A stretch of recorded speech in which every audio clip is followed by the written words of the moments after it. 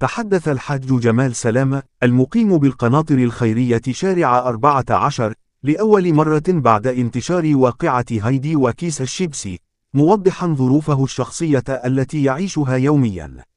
حياة بسيطة ومعاناة صامتة. قال الحاج جمال البالغ من العمر 74 عاما إنه يجلس أول الشارع ويعاني من ضعف السمع، ولديه 3 أولاد وبنتان نادرا ما يسألون عنه، مضيفا: مش نفسي غير ربنا يديني الصحة وأعرف أكل وأشرب.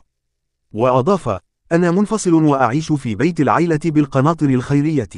لما الدنيا تضيق عليا بنزل أتمشى في الشارع، دا علشان لو حد يساعدني. هايدي ومبادرة 5 جنيه. وأشار الحاج جمال إلى أن ما حدث كان مبادرة من الطفلة هايدي، قائلا: أنا هايدي هي اللي جت لي وأتني 5 جنيه، مؤكدا أنه لا يطلب من أحد أي شيء، وأن من يراه فقط هو من يقدم له المساعدة طواعية. روى جمال تفاصيل الواقعة: كنت ماشي في الشارع ولقيت البنت أتني 5 جنيه من غير ما أطلب. أنا بمشي في الشارع ومشى بطلب من حد حاجة، وربنا هو العاطي.